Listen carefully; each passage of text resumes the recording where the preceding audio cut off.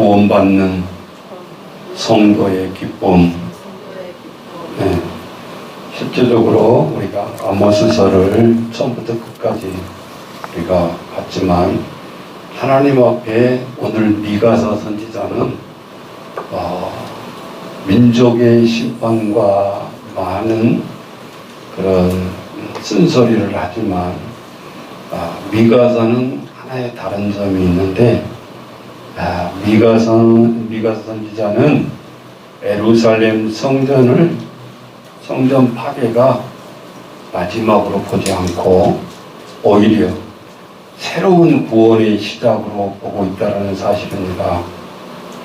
지금 우리는 예수님의 탄생 대강절을 기념하면서 기다리고는 있지만 이미 예수님은 이 땅에 오셨고 이제 우리가 기다리는 것은 예수님의 탄생이 아니라 예수님의 재림을 기다리는 거죠. 네. 그래서 우리의 구원이 재림하시면 우리의 구원이 완성되어지는데 그때 이 절망이 아니라 소망으로, 슬픔이 기쁨으로, 죽음이 생명으로 바뀐다는 주제예요. 그래서 성탄에 오신 주님은 이러한 믿음과 기쁨을 우리에게 주시는 것이죠.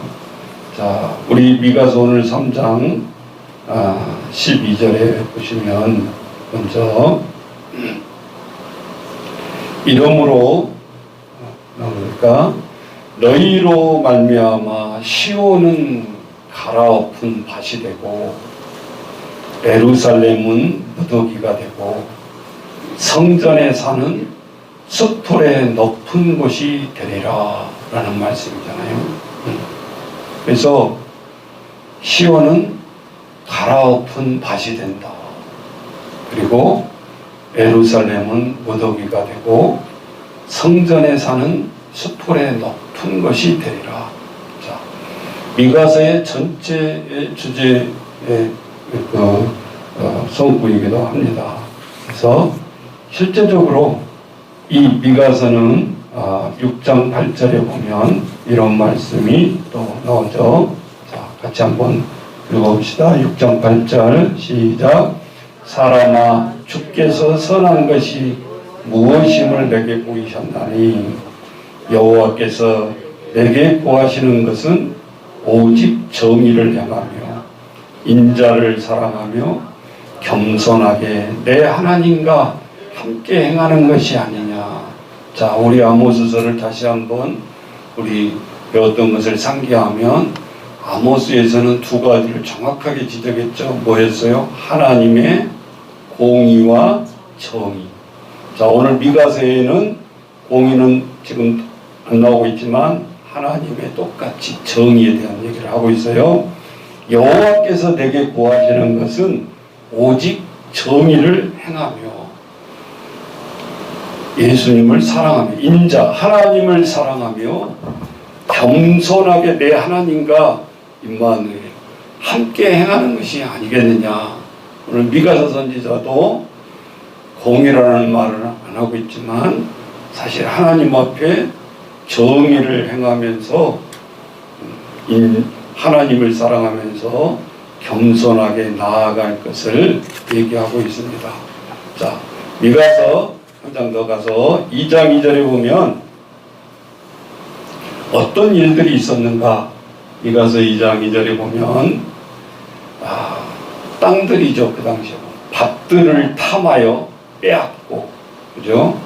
집들을 탐하여 차지했고 그들이 남자와 그의 집과 사람과 그의 산업을 강탈하였다라고 이 미가서 선지자를 통해서 말씀을 하고 있습니다. 한 장 더 나가보면 미가서 3장에 가보면 요약을 합니다. 1절부터 3절에 보면 먼저 1절 내가 또 이르노니 야곱의 우두머리들과 이스라엘 족속의 통치자들아 들으라. 정의를 아는 것이 너희의 본분이 아니냐. 자, 여기서 야곱은 12지파를 이루었던 그 야곱의 개인을 이야기하는 게 아니에요. 이스라엘을 통칭하는 거죠. 그래서 야곱의 우두머리들, 이스라엘의 모든 민족의 지도자들을 얘기하는 거잖아요. 이스라엘의 족속의 통치자들아 들으라. 정의를 아는 것이 너희 통치자들의 본분이다.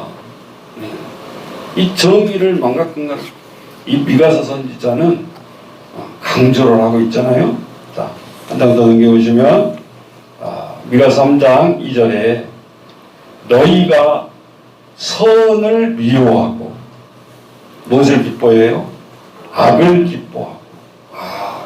리얼리티한 표현을 쓰고 있어요. 미가서는 아주 심장이 부들부들 떨리는. 뭐라고 보세요? 내 백성의 가죽을 벗기고 그 뼈에서 살을 뜯어. 그러니까 선지자로서 이사야 선지자가 책망할 때 이런 말 기억나시죠? 너희는 머리 끝에서부터 발끝까지 상처가 나지 않는 것이 없는데 왜 돌이키지 못하느냐. 이사야가 말할 때 그렇게 했어요. 얼마나 더 매를 맞으려고 많은 통치자와 백성들에게 하나님 앞에 버티냐. 얼마나 더 맞아야 정신을 차리겠느냐. 자, 이사야 선지자는 이런 표현을 썼어요. 근데 오늘 미가서 선지자는 너희가 선을 미워하고 악을 기뻐하고 내 백성의 가죽을 벗기고 그 뼈에서 살을 뜯어. 뭐라고 그랬어요? 3절 그들의 살을 먹으며 그 가죽을 벗기며 그 뼈를 꺾고 다지기를 냄비와 속 가운데서 담은 고기처럼 하는도다. 제가 설교를 준비하면서 이 모습이 뭘까? 소 뼈다고 다리 사다가 퍽퍽 고는 생각이 이미지가 떠올라요. 무슨 말인지 아시겠죠? 예. 그들의 살을 먹으며 그 가죽을 벗기며 그 뼈를 꺾어 다지기를 냄비와 속 가운데 담은 고기처럼 하는다. 꼭 곡골이 삼기 일부 저 직전의 모습이에요. 이게.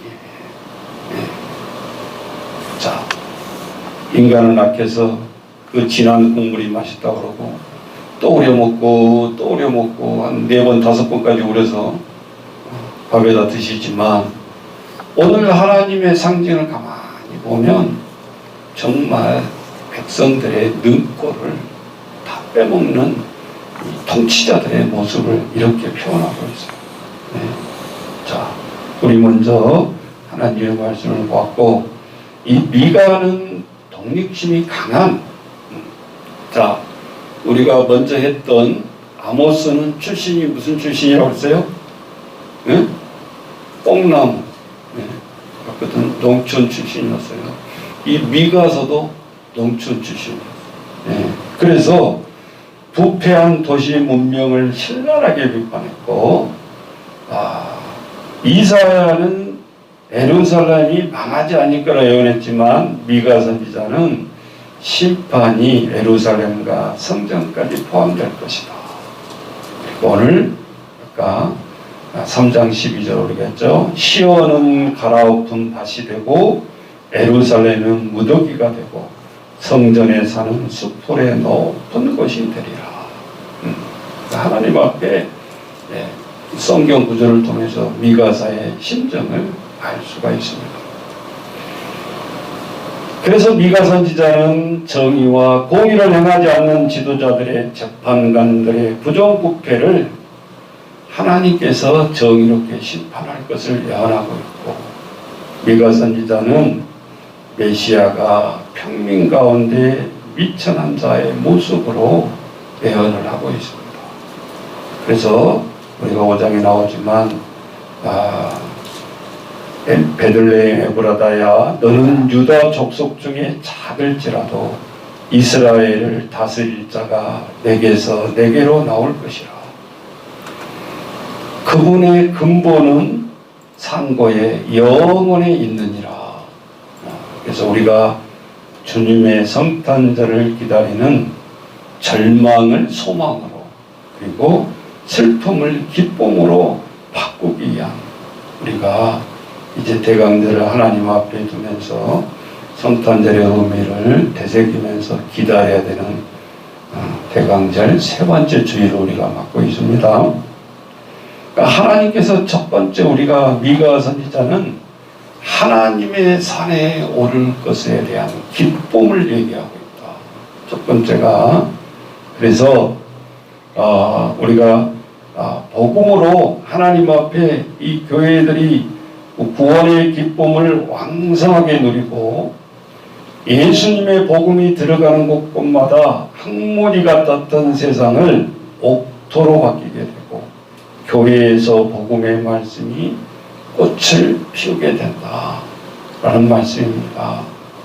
그래서 세상에서 하나님께서 우리에게 재림하실 때 여호와의 산에서 세상을 공의와 정의로 심판하실 때 성도의 기쁨이 완성이 되어진다는 거예요. 예, 첫 번째 주제가. 자, 두 번째, 오늘 하나님 말씀 보시면, 자, 미가서에 보면 3장에 보면 12절에 나왔죠. 자, 뭐라고 말씀하시는가?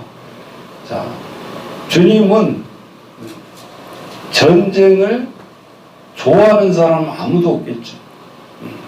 그래서 미가서 선지자는, 그러나 세상에는 전쟁이 지금까지도 끊임없이 도사리고 있고 끊임없이 이어진다라는 거예요. 꼭 국가 간의 전쟁만도 있지만 미가서는 아주 세심하게 꿰뚫어 보고 있어요. 무엇을? 개인적인 싸움도 보고 있다라는 거예요.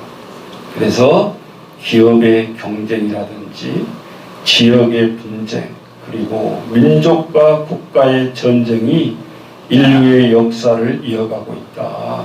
예. 수많은 전쟁에 대해서 우리가 세계사를 통해서 우리가 교과서를 배워보지만, 사람들은 왜 전쟁을 할까? 요새 왜 전쟁을 하는? 네? 힘 과시하게. 애들이 힘이 넘치면 막 뛰고 막 무엇인가 막 하고 막 때려 부수고 하잖아요. 그것도 스트레스 해소예요. 우리는 못 참겠지만 애들은 그렇게라도 해소를 안 하면 일을 저지른다. 그래서 여러분, 우리가 자라나는 아이들이, 청소년들이 따가게 나간다 하지만 말고 해소할 수 있는 길을 줘야 돼요. 그렇지 않으면 인간이 바르게 갈 길을 질풍노도의 시기이기 때문에 참 제어하기 힘듭니다. 그래서 아이들에게는 성폭력들이 이루어지지 않도록 스포츠라든지 이런 것들을 적시적소에 잘 매칭을 해줘야 돼요. 기성세대들.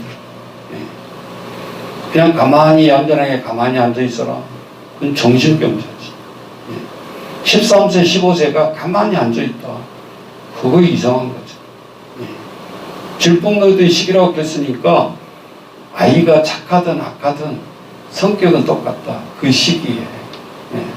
그러면 우리가 어떻게 저들을 잘 올바른 길로 그 모든 것을 해소시키면서 그 폭발적인 에너지를 어떻게 선의적으로 사용할 수 있겠는가 늘 고민하고, 그것에 우리가 눈높이가 떨어지지 않아야 되고, 21세기 지금 떨어지는데 애들이 스마트폰 보고 있는데 우리 허리에다가 너희들 삐삐 차라 그러면 차겠어요? 그 우리 시대의 삐삐지. 그건 맞지 않는 거예요. 그러니까 실제적으로 스마트폰을 우리 기성세대들이 잘 모르면 소통이 되지를 않는 거죠. 아이들과. 그래서 우리는 나이 탓하지 말고 똑같이 속도를 맞춰주려면 우리가 더 노력을 해야 된다고. 더 모른다고 핑계하지 말고 더 알려고 노력하고 아이들과 소통하고. 전화로가 안 됐을 때 저들은 문자의 세대고, 영상의 세대이기 때문에 우리가 뒤떨어지면 안 된다. 오히려 우리가 더 노력을 하고 저들을 이해하려고 다가가야 된다, 그 말입니다. 그래서 오늘 3절에 보면 뭐라고 얘기합니까? 창을 쳐서 낫을 만들며 저들은 칼을 쳐서 저들은 이제 보수를 만듭니다. 두 가지 얘기를 하고 있는데, 자, 오늘 미가서에 보면 하나님께서 전쟁을 종식하는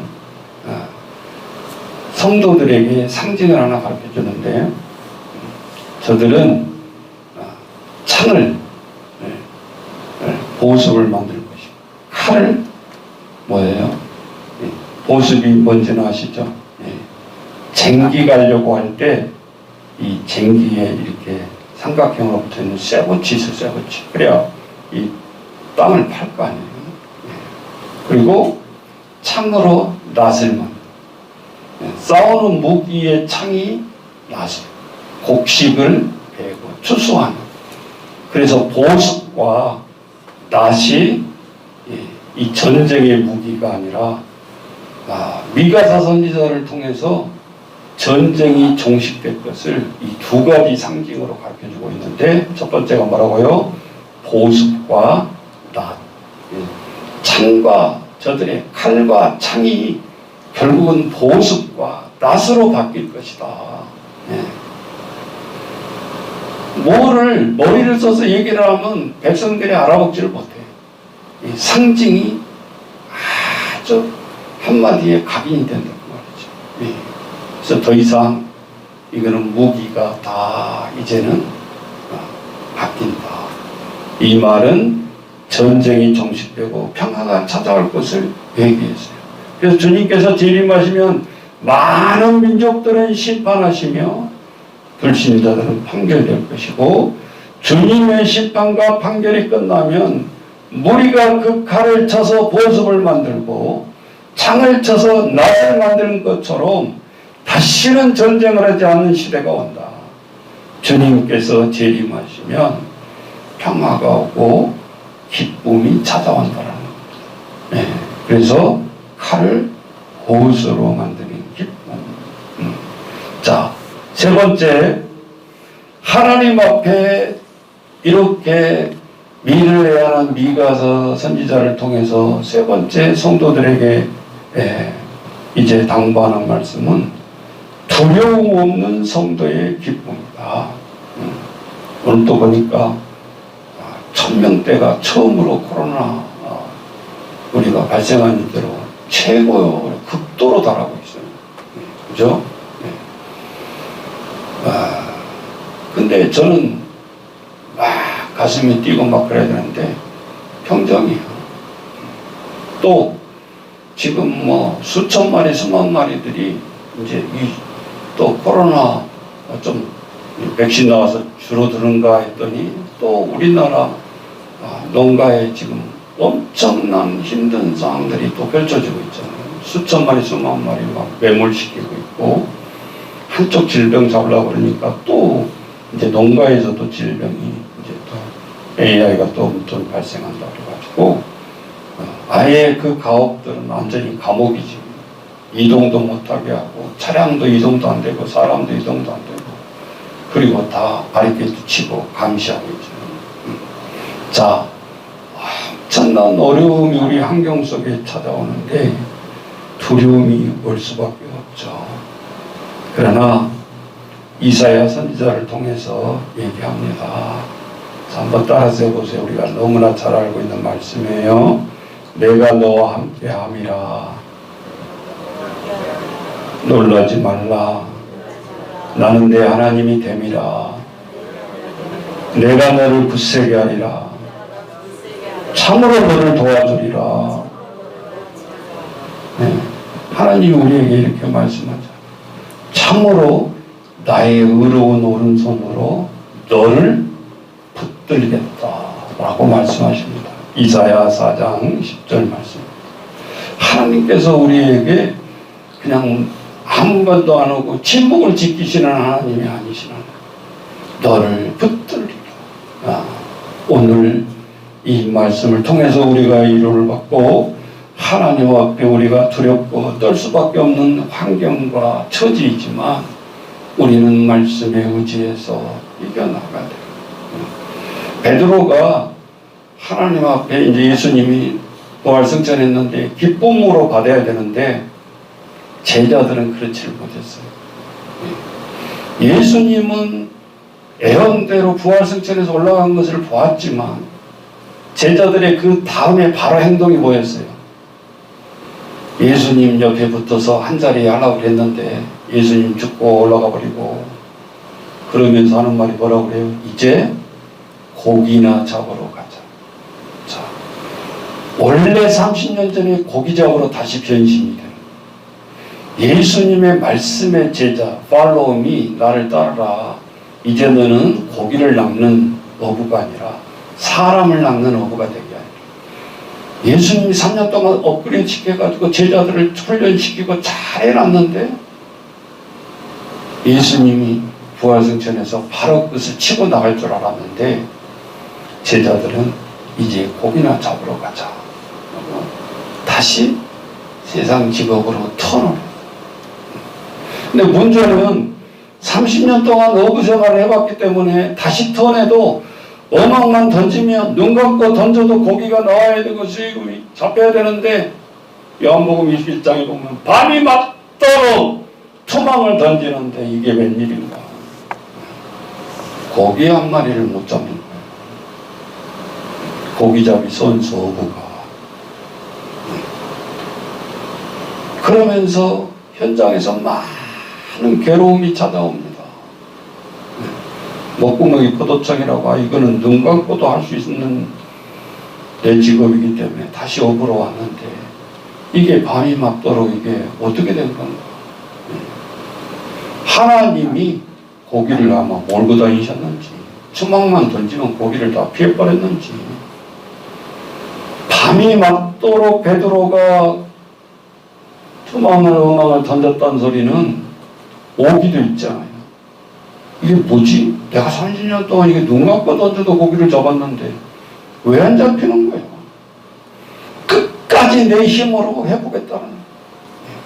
그러면서 밤이 맞도록 수고를 하는데 잡히지가 않으니까 점점 고통이 밀려오기 시작하는데 그때 예수님이 찾아오는 거 아니에요. 부활승천했던 분이 다시 제자들 앞에 나타났어요. 뭐라고요? 베드로야 고기가 있느냐라고 묻습니다. 그 심야 밤중에 나타난 사람이 고기 있냐라고 묻습니다. 우리 같으면 아시잖아요. 보고 계시잖아요. 투망 보세요. 가구리에 보세요. 고기가 있나? 한 마리도 없잖아요. 왜 모르세요? 베드로는 거기까지는 안 나가더라고요. 없습니다. 밤이 맞도록 던졌는데 수고했지만 얻은 것이 없습니다.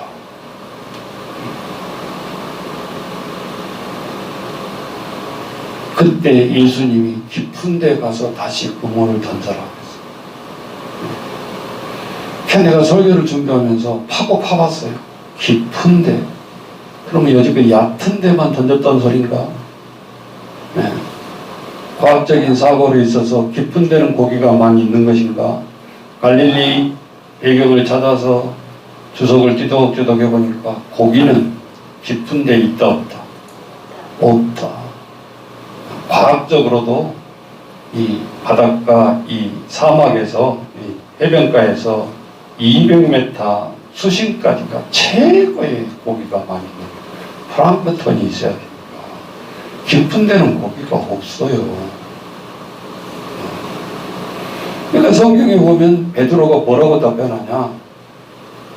내가 밤새껏 토막을 던져봤는데요. 내가 고기 선수잖아요. 따지고 보면 예수님한테 이렇게 따질 수 있어요. 당신은 30년 동안 이 세상에 와서 33세 예수님이 돌아가셨잖아요. 자, 30년 동안에 요셉의 아버지 밑에서 목수였잖아요. 당신의 전국은 목수잖아요. 나는 어부입니다. 근데 목수하신 분이 지금 전적이 어부인 사람한테 지금 말을 하고 있는 거예요. 깊은 데 가서 고기 그물 던지라는 없어요. 깊은 데는 고기가. 네. 성경의 요한복음에 보면 베드로가 십자가에 예수님이 돌아가시기 전에는 다혈질이고 아주 정확한 정답을 따박따박 빼는 거예요. 말꼬리를 달아요. 예수님. 너는 나를 누구라 하느냐?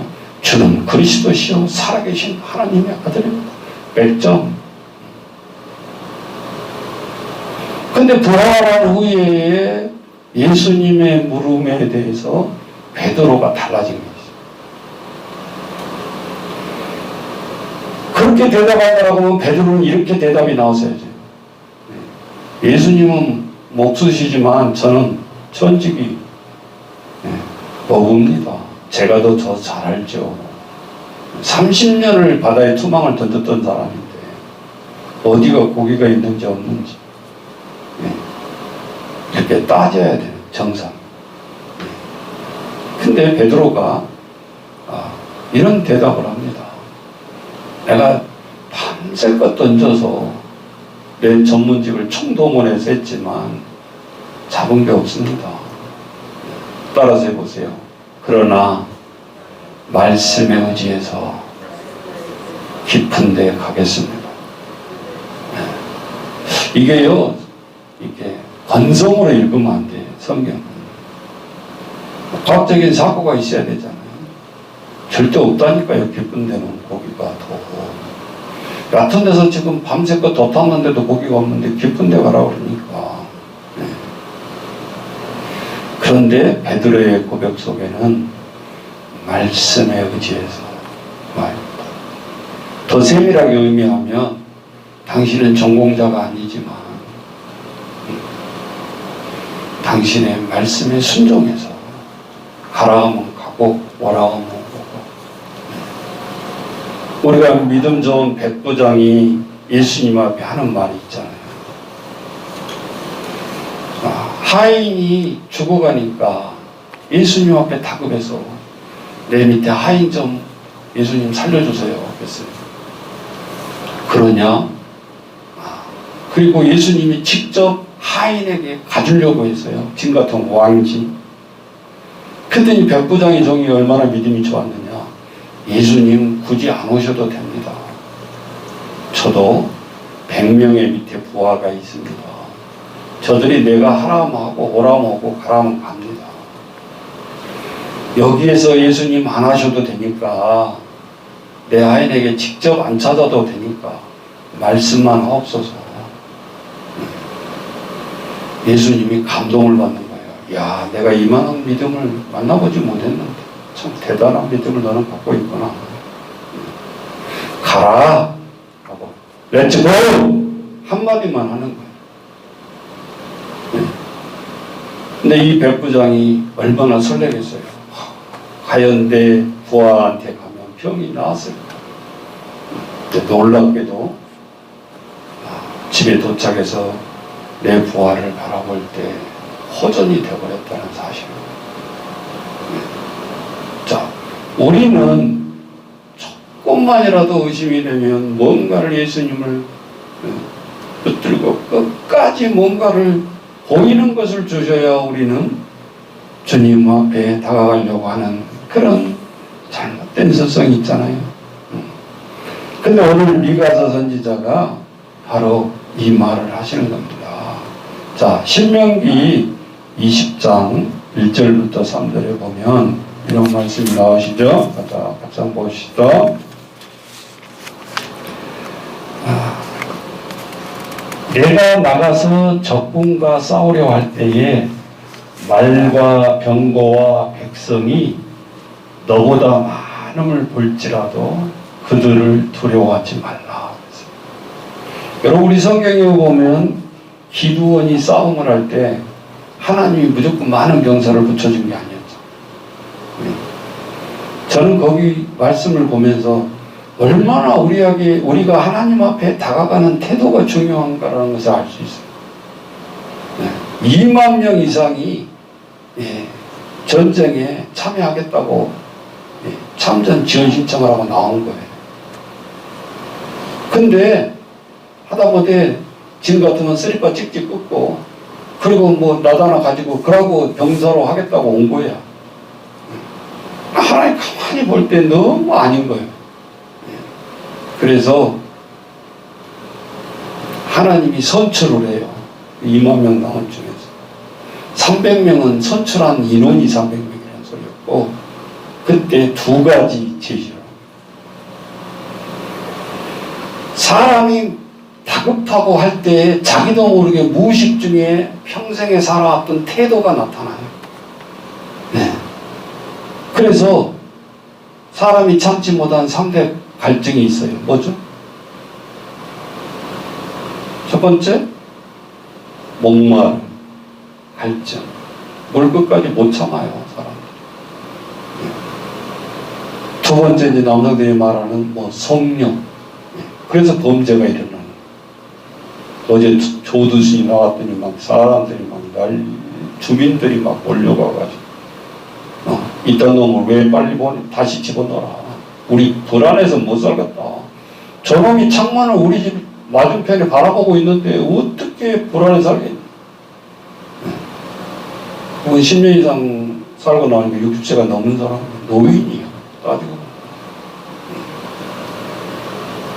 그런데 아니잖아요. 지역에서 막 난리가 나고 막 조선 집 앞에 막 시식 때마다 20대 더 설치하고 막 발찌 채우고 그 사람 간 데마다 한 사람이 멘토맨으로 감시를 하고 매일매일 보고를 해야 되고 완전히 대통령이다. 거꾸로 되고 1시간 하지 않은 간격으로 밀착으로 감시를 하고 범죄자가 얼마나 흉악을 저질렀는지 사람들의 분노가 10년이 지나도 사그라들지 않죠. 실제적으로 이 기드온 용사를 택할 때도 하나님이 두 가지 기드온에게 선발할 기준을 가르쳐줘요. 참지 못하는 이 갈증을 했을 때 병사들이 태도가 나오는데, 아까 물 먹었을 때 무릎 꿇고 손으로 먹지 않냐고 개처럼 강물에 입을 대고 먹은 자는 다 집으로 돌려보내라 그런. 하나님의 방법은, 하나님의 군사를 모집하는 조건은 간단했어요. 그리고 아무리 내가 지금 목이 마른다 하더라도 두 손으로 움켜서 입으로 넣은 자만 선발을 해요. 처음부터 그렇게 가라면 안 가려고 그러고 있죠. 자, 그러니까 기도원이 어떻게 했을까요? 아까 물 먹을 때 두 손으로 움켜서 먹은 사람 오른쪽. 그렇지 않고 혀를 대서 직접 물에 움켜서 먹은 사람 이렇게. 그런데 어떻게 하나님이 얼마나 정확하신지 1번, 2번 순서를 딱 정해놓으니까 여기 300명, 나머지 2만 명이 넘은 나머지 숫자가 서 있는 거예요. 너희는 집에 가거라. 영문을 모르는 거예요. 저기가 10만 명이 넘는 적군이 있는데, 아니 2만 명도 이게 엄청 적은 숫자인데 하나님은 왜 300명 가지고 전쟁을 하라고 그러는 거예요. 그것도 오히려 다 돌려보내는 거예요. 소리라도 질러서 남아있어서 하면 힘이 될 것 같은데 하나님은 왜 그렇게 하시는가? 자, 하나님이 그것이 1차 전략이었고, 두 번째, 항아리와 횃불을 준비하라. 그러니까 우리가 하나님 말씀을 보면 세상에 살아가는 사람들의 전략과 하나님의 전략은 전혀 다르다는 거예요. 상상을 못하는 전쟁의 전략이었죠. 어디까지 치달았냐? 저들이 곤이 떨어져 잠이 들 때까지 시간을 통해서 회오리 작전을 쓰는 거죠. 사람이 잠이 깊이 들었을 때 항아리 깨진 소리가 나면서 눈을 떴을 때 적군인지 아군인지 알지 못하도록 해서 자기들끼리 놀래가지고 싸우다가 다 죽는 거예요. 전멸. 여러분, 우리가 공을 차다가 수비를 하려고 그러는데 상대방이 공을 세게 찼어요. 막아내려고 공을 헤딩을 했는데 지 골대에 지가 넣어버리는 거예요. 그럼 골키퍼는 바로 당하는 거죠. 막아줄 용산줄 알고 앞에 버티고 있었는데 이놈이 코너로 오히려 헤딩을 해서 넣어버리면 자살골이 되죠. 전쟁만 그러는 것이 아니에요. 우리가 삶을 살아가다 보면 이 자살골이 굉장히 많이 범하고 있어요. 사업도 마찬가지고. 하나님의 전략대로 하나님의 말씀에 의지해서 전략을 가져야 되는데 그렇지 못해요. 끝까지 하나님을 무시하고 나아가다가 결국은 많은 어려움을 당할 때가 한두 번이 아니다. 그래서 오늘 신명기에 보면 야, 너보다 많음을 볼 것이다. 말도 많고 병거도 많고 백성이 많아서 보게 되면 뭐가 찾아와요? 두려움이 찾아와요. 우리가 성경에 보면 안악자손 나왔었잖아요. 자기 키보다 약 2배가량 된 용사들을 보면서 기겁을 하잖아요. 정탐꾼 12명을 보냈을 때 키를 본 거야. 그 사람들의 몸무게를 본 거야. 이야, 맞짱떠도 우리는 도저히 저들을 이길 수 있는 족속들이 아닙니다. 우리는 메뚜기입니다. 자, 사람들의 12명을 보냈는데 10사람은 한결같은 소리를 합니다. 안 됩니다. 우리는 싸움하면 다 우리는 망합니다. 2명이 침묵을 지키고 있다가 여호수아와 갈렙만이 얘기합니다. 갈렙은 단칼에 찍어 나옵니다. 아닙니다. 저들은 우리의 밥입니다. 무서워 떠는 게 문제가 아니라 저들은 우리의 밥입니다. 명령만 내리소. 우리는 우리의 밥들이기 때문에 하나님의 명령만 내려주시면 우리는 반드시 전쟁에서 이길 수 있습니다. 투표로 해도 지고 10대 2니까 그 전술이 통할 수가 없잖아요. 세상의 모든 전술을 통해서 회의를 했다라고 그러면 여호수아와 갈렙의 전략은 노여 통과가 될 수가 없어요. 여러분 보세요. 우리가 정치 세력들을 이렇게 쭉 견들어 보면 새가 딱 뭐든지 말하면 통과하게끔 이게 딱 종족수가 돼 있다 보니까 이거는 아닌 거지. 달라요. 다르잖아요. 태도들이. 말만 해 3번 두드리면 다 통과니까 100몇 가지 안건을 제목도 안 부르고 일괄 통과시켜버리죠.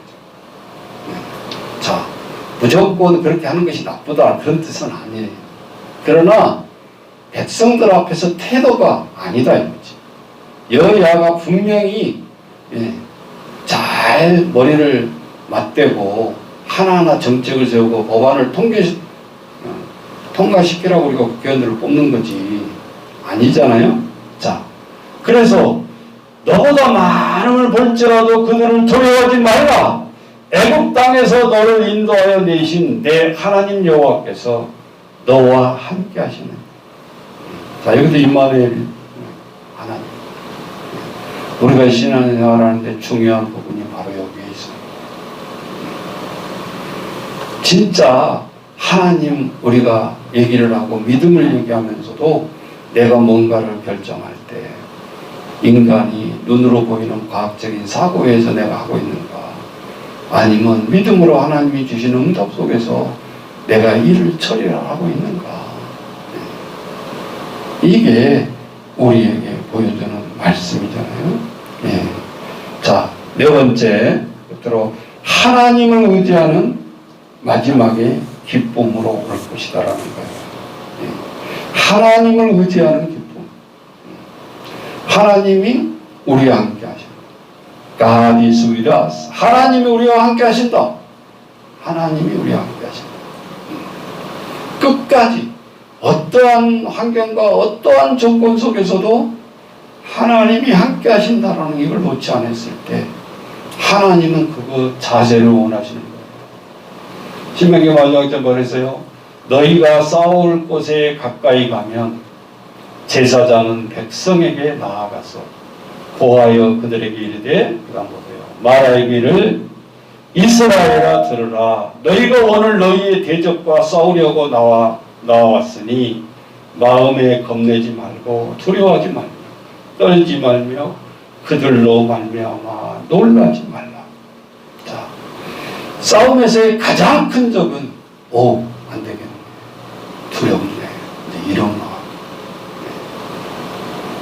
여러분, 다윗과 골리앗의 결정적인 패배는 어디에 있었느냐? 여러분 보세요. 키로 보면 5분의 1도 안 된 다윗이 나와요. 얼마나 작았냐? 갑옷을 입고 창을 가지고 투구를 쓰니까 무거워서 움직일 수가 없는 13살짜리예요. 그래서 다 벗어졌죠. 오히려 이게 거친 돌이 되는 거예요. 내 생명을 방해해야 될 갑옷을 입어야 되고 투구를 써야 되고 창을 가져야 되는데 이길 수가 없으니 나 죽여라 하고 이 갑옷을 벗은 게 아니라 도저히 입고 할 수가 없었어요. 자, 이게 장점은 어디에 있었느냐? 완전 무결하게 갑옷을 입고 3배, 4배 큰 골리앗은 그것을 보는 순간에 긴장이 다 풀어져 버려요. 그러면서 성경에 뭐라고 그러죠? 너는 나를 개로 보고 나오느냐? 왜? 갖출 게 아무것도 없잖아요. 옷도 안 입었어. 무기도 없어. 아무것도 없어. 숨겨준 무기가 하나 있죠? 뭐였어요? 지금 같으면 물맷돌. 새총 돌로 가지고 쏘는 거예요. 근데 그것이 무기가 없어서 그날 바로 준비한 것이 아니었고 늘 그런 형들이 전쟁터에 나갔을 때 가축을 보호해야 되는 목동이었다. 때로는 사자들도 올 수 있고 그랬을 때 쫓아내고 용명과 힘을 단련해왔다. 골리앗을 하나의 큰 사자로 본 거예요. 그 사자를 무너뜨리려면 이마에 명중시켜서 우리 같으면 급소라고 그러죠. 거기를 맞춰야 쓰러지는 거예요. 그러면서 어디 쏠 수 없는 곳이 한 군데도 없다고 생각했는데 이마에 인중에 급소가 보이는 거죠. 자, 흐르적 하면서 긴장을 풀리게 하고 다윗은 그 급소를 집중하기 시작합니다. 그러면서 그가 예견 안 했던 물맷돌이 성경에 보면 이마에 박혔다 그랬어요. 주석을 보니까 절대 돌로 어떠한 강하게도 이마에 박히지는 않는데요. 튕겨나갔지. 이게. 그러니까 얼마나 명중을 정확하게 힘있게 쏘아서 돌이 박힌 거예요. 그러니까 뒤로 넘어질 수밖에 없고 그 넘어짐으로 인해서 몇만 명의 군사 사기력이 잃어버린 거예요. 선수. 저쪽에서는 다윗 군대에서는 벌벌 떨고 있다가 쓰러진 것 보고 거꾸로 업그레이드. 힘, 이야, 진격하면서 장군이 무너진 순간에 반대 적군은 힘을 얻는 거예요. 그 불쏘시개 역할을 한 거예요, 다윗이.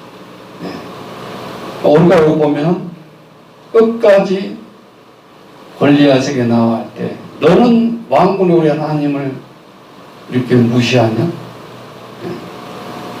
너가 그 무시하는 태도 위에 나는 하나님의 말씀으로 나가요. 거기도 말씀이 나오잖아요. 물맷돌 가지고 나간다 그러지 않잖아요. 그 말씀에 의지해서 내가 나아가. 그럴 때 놀라운 힘과 능력이 저들에게 임했던 거죠. 그것이 뭐예요? 하나님을 의지하는 기쁨. 볼품없는 그 쇠총으로 역사가 하나님이 함께해서 저 거장을 무너뜨렸다라는 다윗 혼자만의 기쁨이 아니라 전술을 가다듬고 벌벌 떨고 있었던 저들의 2만 명이 넘는 저들의 군사들에게 힘을. 자, 우리가 하나님의 말씀을 보면서 세상의 일, 하나님의 일을 해나가는데 우리에게 힌트를 주시잖아요.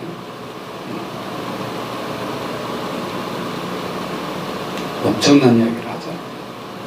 이걸 우리 학술대회 오픈에 갔을 때 한 목사님 말이 기억이 나요. 이건희에 해당했다고 뭐라고 그랬어요? 한 사람이 10,000명을 살려낸다라는 이야기를 했어요. 거짓말이 아니잖아요. 그 사람이 10,000명만 살려냈습니까? 수십만, 수백만, 수천. 그 삼선을 거쳐간 직원들을 보면 한두 명이 아니죠. 자, 우리가 무엇을 가지고 잘 살고 먹고 살고 그런 게 아니거든요. 브레인, 내 브레인. 그래서 회의가 깊어졌을 때 한국 경제가 너무 힘들었을 때 그가 캐치프레이즈를 내걸었어요. 한 명이 10,000명을 살린다. 그런 소리만 한 게 아니었어요. 더 리얼리티하게 직원들에게 얘기합니다. 내 마누라만 빼놓고 다 바꿔라. 마지막에. 안 된다라는 거예요. 지금 상태로. 사람만 바꾸는 것이 아니라 모든 시스템. 마누라 빼놓고는 다 바꿔라. 그렇게 캐치프레이즈를 했던 거예요. 저들에게 한마디가 전체 세계를 이끌어가는 기업의 사장의 말이죠. 그 말이 떨어진데 그분은 가시고 없지만 이렇게 삼성을 보면 구조조정을 해서 분야별로 전문 분야로 사장체제로 가고 한 사람의 사장이 아니라 전문적인 사장체제로 분리해서 오히려 더 업그레이드 되어 가고 있는 것을 볼 수 있습니다. 자, 하나님을 의지하는 기쁨은 첫째는 뭐입니까? 우리가 요한 1서에도 나오지만 하나님은 사랑이시라. 하나님을 사랑하는 자가 가족을 사랑하지 아니할 수 있을까요?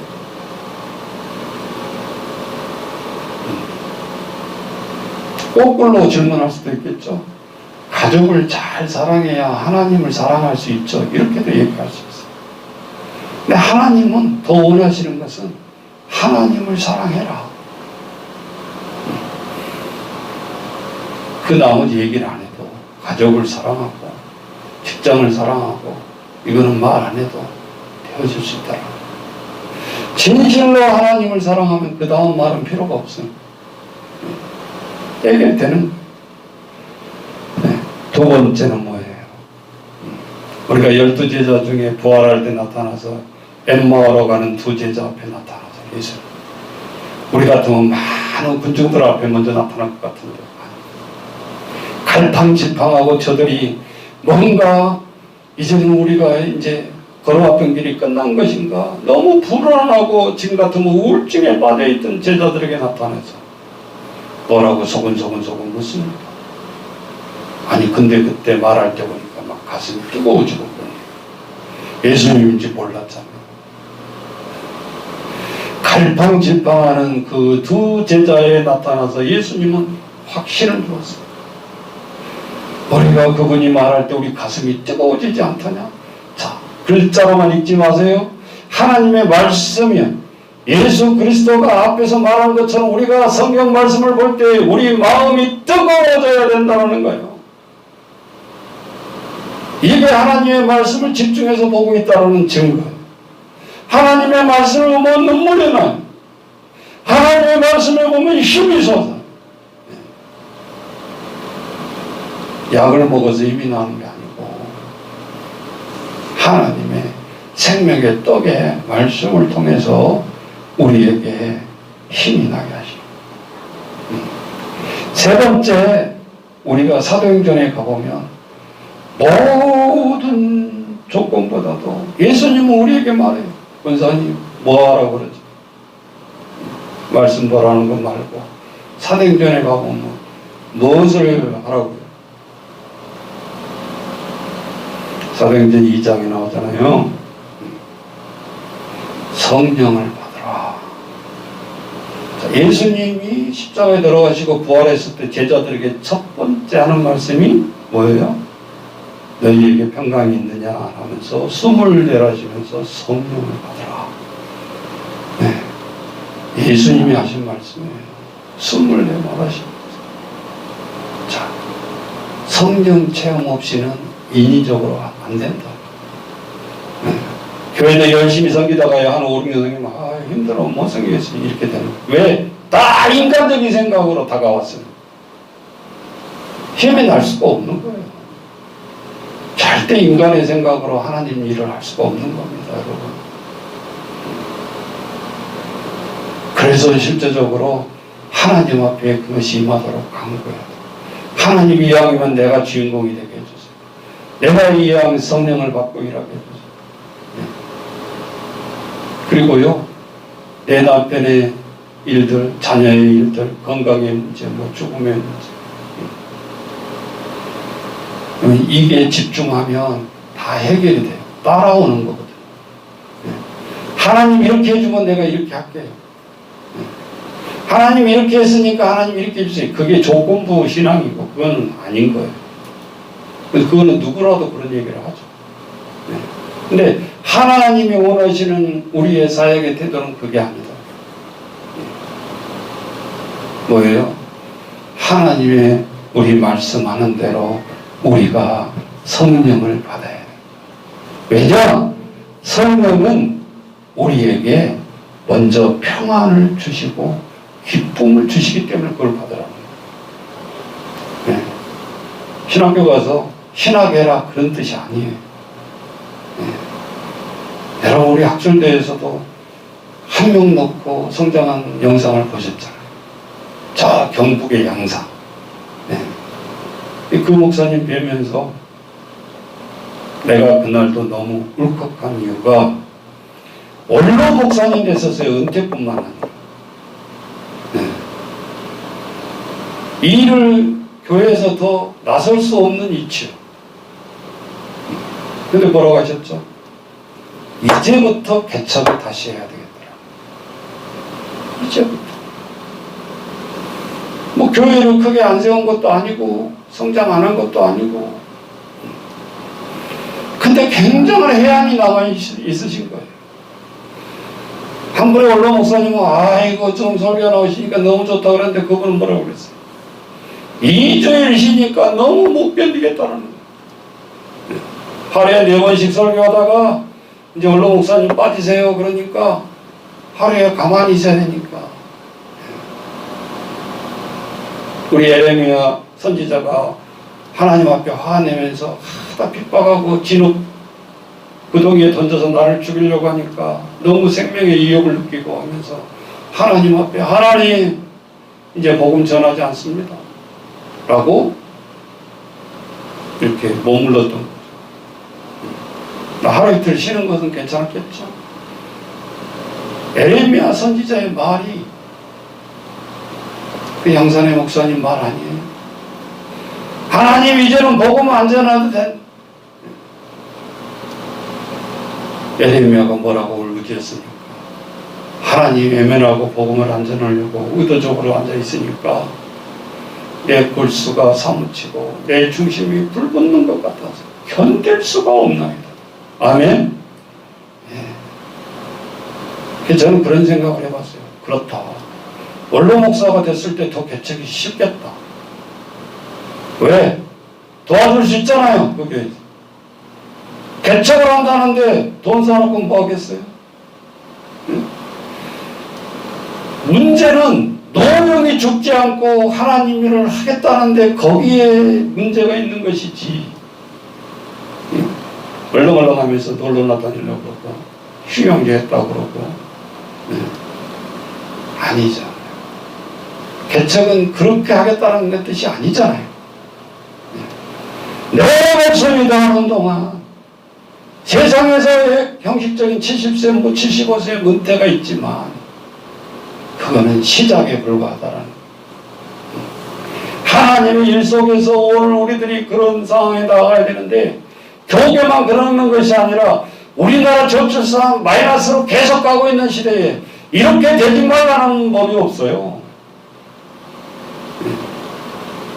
은퇴가 70세, 75세로 갈 수도 있고. 여러분, 나는 일 다 했네. 그런 생각하지 마십시오. 늦어요, 그러면. 준비하고 있어요. 준비하고 있어요. 치밀하게 더 준비하고 있어요. 오늘 우리가 하나님 앞에 준비하고 나아갈 때 반드시 하나님께서 우리에게 일자리를 주셔요.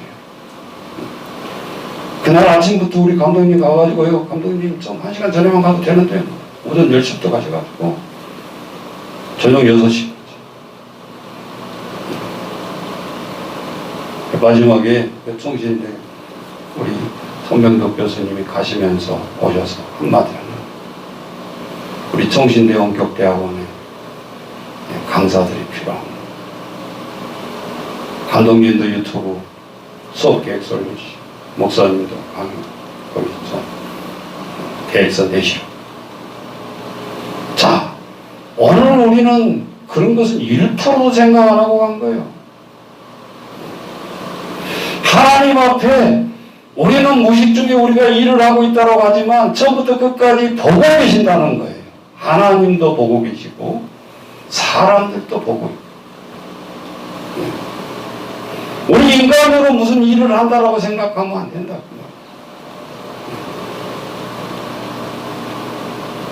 내가 가시기 전에 그런 말씀을 했어요. 기독교에 처음 발을 딛는 것입니다. 감독님, 서운하지 마시고 가십시다. 아무것도 주지 않는다 할지라도 가십시다.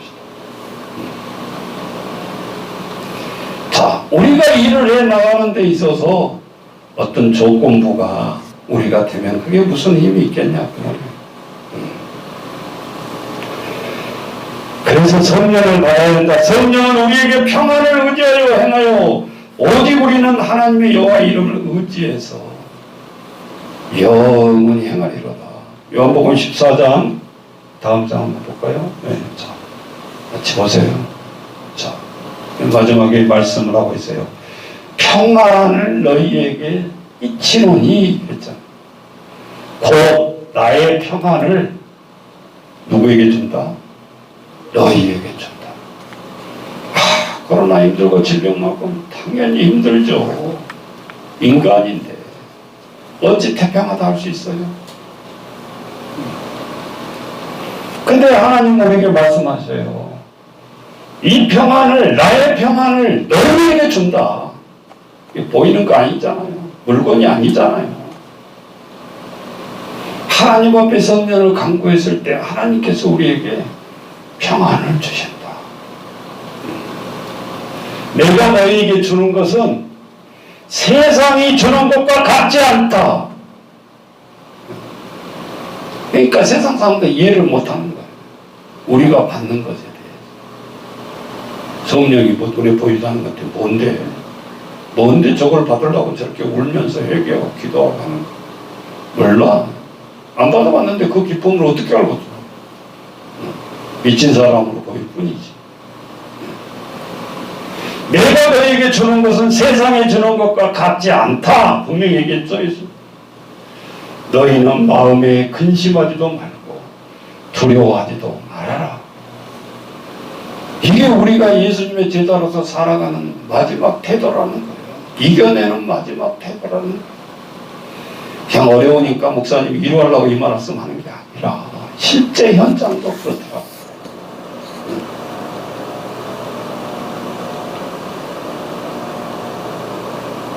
내가 해외를 통해서 이렇게 일을 해보니까 한 분이 이런 이야기를 해요.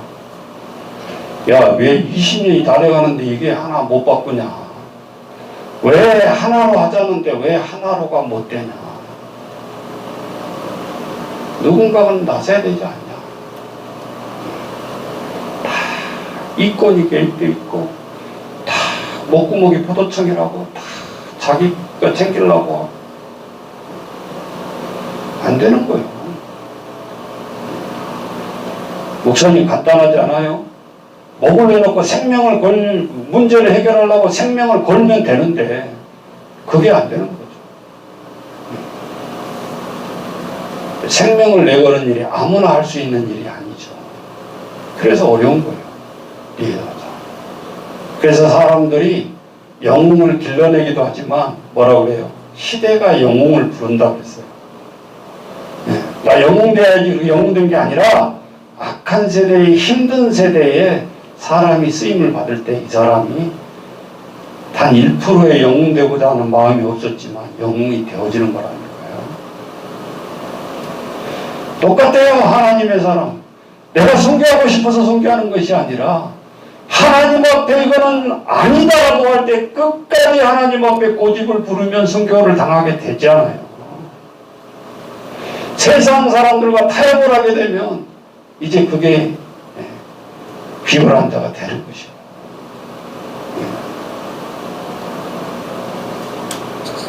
자, 오늘 우리는 하나님의 여호와의 이름을 의지하여 영원한 기쁨을 누리도록 해야 되는데, 우리가 내리는 전에 다시 한번 예수 그리스도를 생각하면서 기다리는 마음이고, 성탄의 기쁨이 그래야 크지 않겠어요? 믿지 않는 사람들이 더 불발을 켜놓고 또 분위기는 더 먼저 잡아. 물건 팔아먹으려고. 성탄절은 그런 뜻이 아니잖아요. 자, 오늘 우리가 하나님 앞에 구원을 받는 성도의 기쁨을 어떻게 우리는 맞이해야 되는가? 오늘 이 말씀을 부여잡고, 오늘 세상에 주지 않는 평안, 너무 힘든 장로님이 저한테 그런 얘기를 한 적이 있어요. 그 부도로 회복하는데 아무리 찾아봐도 회복할 기미가 없더라는 겁니다. 그러니까 자기도 교회에서 믿음이 좋다라고 생각했는데, 아무리 찾아봐도 회복할 기미가 없으니까 에라, 기도나 한번 하자 하고 오잘리 기도원을 찾은 거예요. 기미가 10%가 있었으면 그 10%를 의지하려고 매달렸겠죠.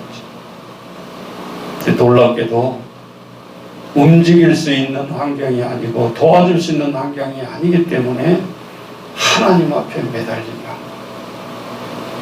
거기서 깨달은 거예요. 머리로만 믿던 장로, 내 실력으로만 믿던 장로, 하나님 앞에 내려놓는다라는 것이 무엇인지를 그 40일 기도 동안에 깨닫게 된 거예요. 그런데 세상은 1%도 변화되지 않았을 거라고 기도 중에 확신을 가지고 내려오는데 자꾸 걱정이 되는 거죠. 이게 정말 해결이 될 수 있어요? 하나님은 그 40일 동안 의지해서 기도할 때 하나님은 내 세상 일을 바꾸고 있는 거예요. 저도 많은 일을 하면서 봤잖아요. 근데 법이 안 바뀌면 이게 안 되는 건데 어떻게 바뀌겠어요? 하나님이 항상 중간에 완화법을 만들고 법을 바꿔버려요. 네. 제가 요양원 설립할 때 너무 9개월 동안 힘들었죠. 네. 하루에도 별 생각이 다 들어요. 또 이 사탄이 얼마나 장난친 줄 알아요? 인간의 생각을 자꾸 히트를 줘서 그 인간의 힘으로 해나가는 게, 누구를 만나라, 뭐 누구, 부질없는 거예요. 하나님 앞에 깊이 얘기하면 내가 만나려고 하지 않았던 사람 하나님이 나타나게 하시고 말을 하게 하시고 명령을 해서 그 길을 뚫게 하시더라는 거예요. 네. 시장을 만나러 갔는데 시장은 못 만나. 요만한 사람을 만나. 요만한 사람이 천사. 나를 도와주는 사람.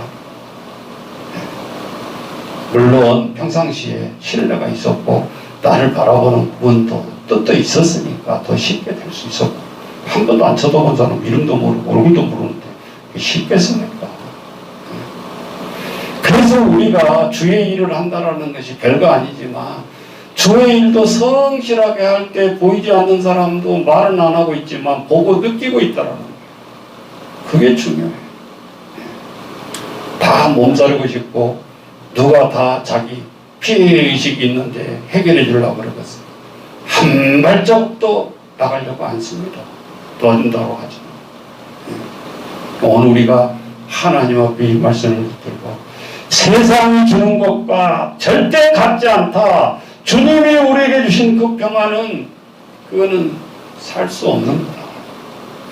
오늘 이 말씀 붙들고 우리가 2020년도 기쁨으로 최선을 다해서 마무리하고 주님을 맞이는 우리 성탄들이 되시기를 주의 이름으로 축원합니다. 자, 370장 찬양하겠습니다. 370장입니다.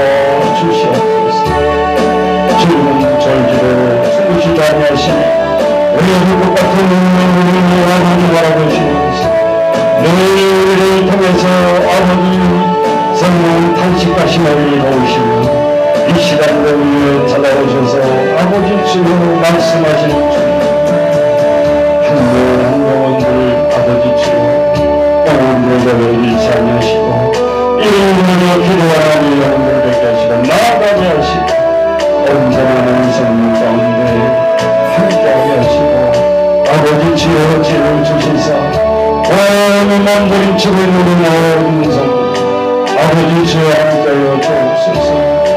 이 어려운 상황 속에서도 하나님 반쪽으로 바라보지 않게 하시고 정치와 경제의 모든 질병들을 하나님 주여 가적인 사고로도 바라보지 않게 하시고 하나님 여기에 하나님의 뜻이 있고 하나님이 이렇게 하신 일도 하나님의 뜻이 있었던데 아버지 오늘 우리 하나님 말씀으로 아버지 부모를 던지게 하시고 말씀을 통해서 보게 하시고 우리의 말씀을 통해서 지혜를 주시옵소서. 아버지 다 주님 아버지 주여 때가 있고 주신 이유와 목적입니다.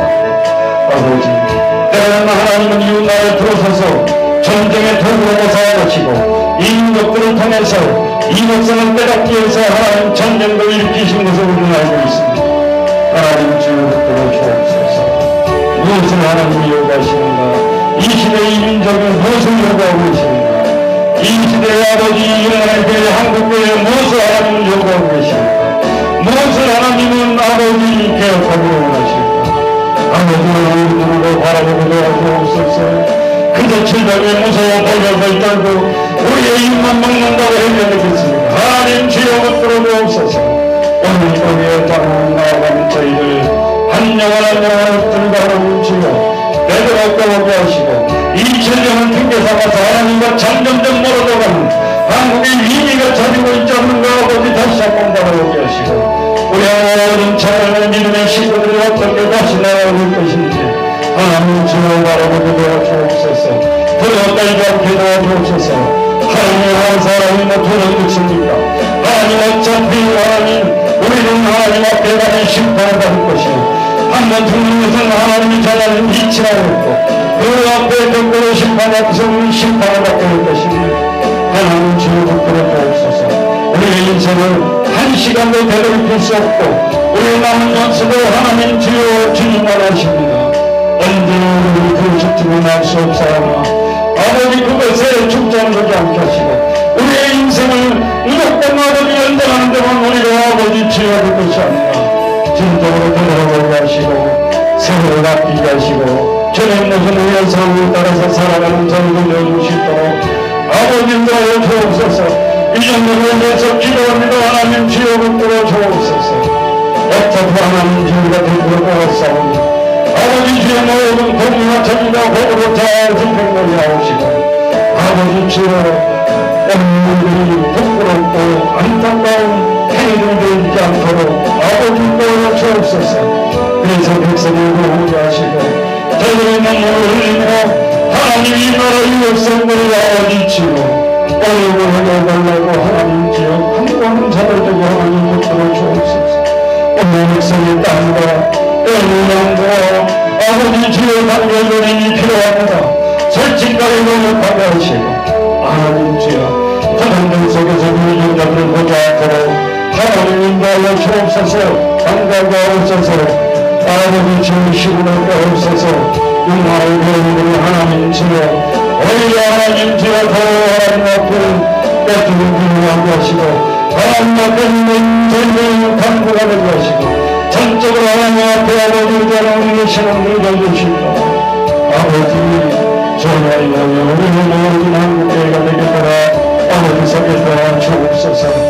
오랫동안 우리가 많은 아버지 주여 주님의 복지신을 세워주시고 하나님 오늘 우리들이 이것을 바라볼 때에 영적인 눈을 뜨게 하시고 모든 것을 풍족히 가르치고 먹이고 할 때에 참으로 아버지 영혼들을 놓쳐버리는 오늘 고마는 저희들 되지 않게 하시고 아버지 짐승처럼 먹이고 입히는 것에 끝나는 저희들 되지 않게 하시고 진정으로 불쌍한 저희 영혼들을 놓고 기도하는 아버지 한국교회 아버지 지역을 전해 오는 복지신을 되게 하시고 주님 하나님 앞에 영광까지 살려내는 저희들에게 하나님 복으로 주옵소서. 담대하게 아버지 주여 기도 매일매일 기도를 이겨나가는 저희들의 현장들 되게 하시고 나아가는 저희들 중에 하나님 복으로 주옵소서. 오늘도 우리가 실령장을 두려웠던 저희들 되지 않고 아버지 주여 오늘도 대학에서 싸움하시고 오늘도 모든 것들을 영원히 합한 가운데 오늘도 주님 앞에 평안을 간구하는 우리 모든 아버지 성도들 있도록 아버지 인도하여 주옵소서. 또 시험을 끝나고 이제 아버지 학교를 앞두고 있고 취업을 앞둔 우리 아이들이 있습니다. 아버지 실패를 들어가지 않게 하시고 어느 청년들 도전하게 하시고 하나님 앞에 나아가는 아버지 귀한 자녀들 중에 아버지 흠모해 주옵소서. 예수님의 이름으로 기도하옵나이다. 아멘.